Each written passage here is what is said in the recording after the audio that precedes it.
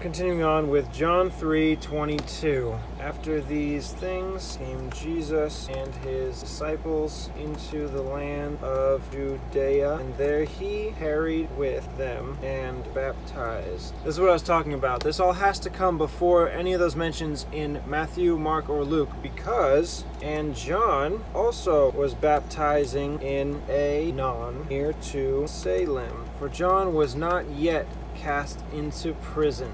John answered and said, I am not the Christ. He must increase, but I must decrease. He that believes on the Son has everlasting life. And he that believes not the Son shall not see life, but the wrath of God abides on him. That's the end of chapter 3. And now John chapter 4 begins. When therefore the Lord knew the Pharisees had heard that Jesus made him baptize more disciples than John, he left Judea and departed again into Galilee. So, obviously John the Baptist is still not put in prison. They're baptizing somewhere in Jordan, nearby each other, and Jesus leaves and goes back into Galilee. But this is where it says, and he must needs go through Samaria. From that clue, we can maybe guess where they were in the Jordan. They go up to Galilee, Jesus does some stuff there, and then after that he comes back down in chapter 5 through the area he just walked through in order to get back to Jerusalem for the Feast of Shavuot. In chapter 5 it just says the Feast of the Jews, but through the timeline you can figure out that it was Shavuot. And that is where he heals a man who was impotent at the pool, who had an infirmity 38 years. And after the Pharisees start questioning about healing on the Sabbath, he goes into his speech, and that's when in John 5:33 he speaks of John in the past tense. So sometime before he comes back into Jerusalem, because that's around the area where he left, he must find out that John was put in prison. I'm going to show you the map based on the movements. Where were they first? John 3:22, after these things came Jesus and his disciples into the land of Judea, and there he tarried with them and baptized. John also was baptizing in Aenon near Salem, because there was much water there, and they came and were baptized. So here in this map, it's guessing that Aenon and Salem are right here, right? That might be where they're baptizing. And then Jesus goes up to, he left Judea and departed again into Galilee, and he must needs go through Samaria. I am not exactly sure that this is where they're baptizing, because where they're going, it says he comes to the city of Samaria, which is called Sychar, near the parcel of ground that Jacob gave his son Joseph.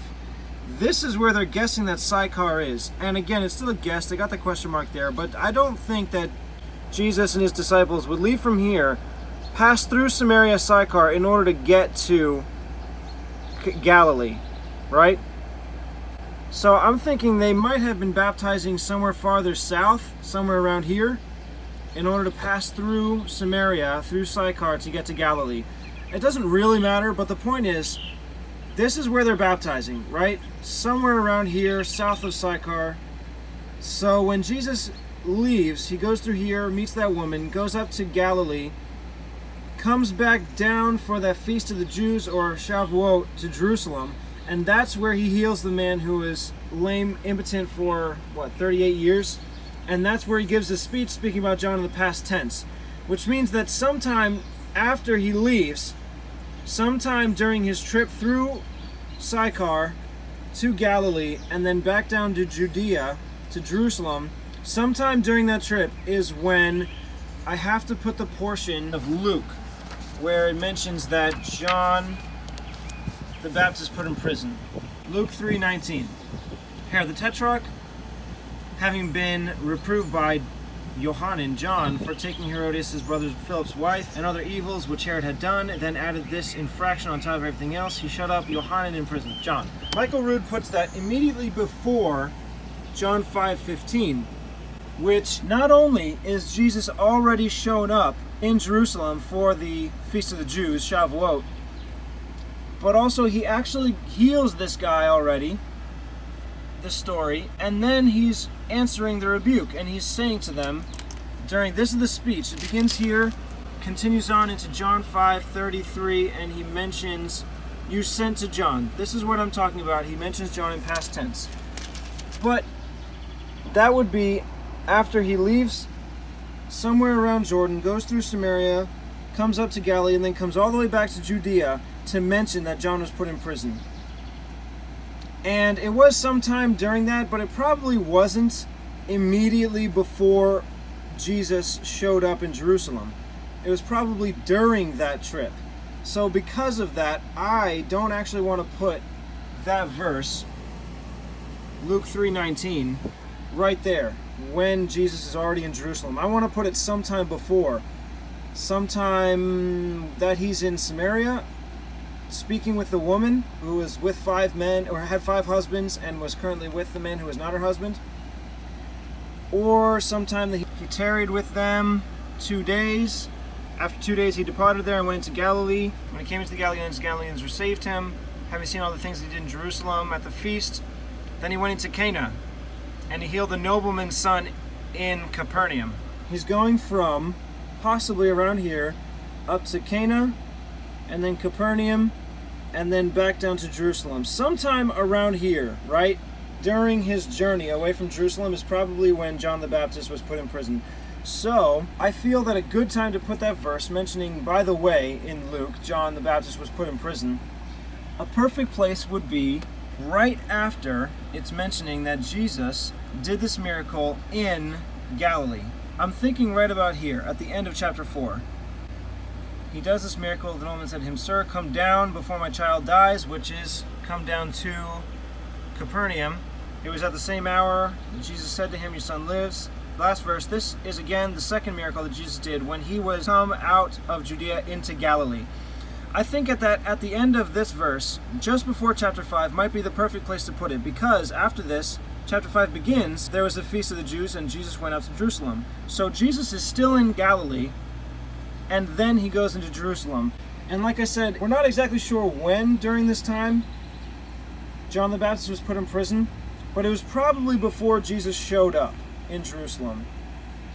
And in order to keep from the storytelling of what Jesus is doing, I just have this feeling a good place to put it, since we're just not clear of when it was, to be right at the end of chapter 4, before chapter 5, before he goes up to Jerusalem. Luke 3:19 through 20, mentioning that John the Baptist was put in prison. I'm putting that before Jesus speaks of John the Baptist in the past tense, but during his trip, right after he left John the Baptist to go up into Galilee, and before he comes back down to go into Jerusalem for the feast and finds out. And again, we're guessing that he finds out because he speaks of John the Baptist in the past tense. I'll continue on with all of John chapter 4, and then I'll put in Luke 3:19 through 20, and then I'll continue right along with John 5. John chapter 4. When, therefore, the Lord knew how the Pharisees had heard that Jesus made and baptized more disciples than John, though I'm putting in lowercase because it's not a new sentence, though Jesus himself baptized not, but his disciples, he left Judea and departed again into Galilee. Then comes he to a city of Samaria, which is called Sychar. Now Jacob's well was there. There comes a woman of Samaria to draw water. Jesus says to her, "Give me to drink into everlasting life. You have well said, have no husband. For you have had 5 husbands. He whom you now have is not your husband. Our fathers worshipped in this mountain, and you say that in Jerusalem is the place where men ought to worship. Neither in this mountain nor yet at Jerusalem." Doesn't really give her the answer she's looking for, but instead he gives her an answer that is still correct, but still draws people in instead of dividing. So he could have said, "This is where you're supposed to worship," but instead he said, "It's going to happen someday where it's neither here, as you say, or there," which is correct. "The true worshipers shall worship the Father in spirit and truth, wherever." And as a result of this, he gets to spend 2 days with the Samaritans and give them a very good opportunity to accept Jesus as the Messiah. They accept him now, but later on in the story they deny him.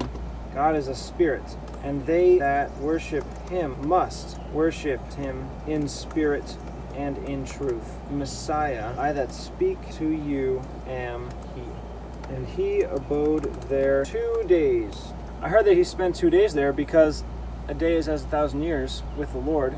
2,000 years he'll spend with the Gentiles, and then he'll come back. So maybe 2,000 years after Jesus was on earth is when he'll return the second time. He was born in what, like 2 BC? Because the calendar was not perfectly accurate. According to Michael Rood's timeline, his ministry was not 3 years, it was only 70 weeks, which means that he died when he was 30? 31? Yeah, 28 BCE. So he died when he was 30 or 31. So perhaps 2030? Maybe that's the end. Maybe that's Jesus' return, 2030? I don't know. I'm not setting dates. Okay, now we believe not because of your saying, for we have heard him ourselves, and know that this is indeed the Christ, the Savior of the world.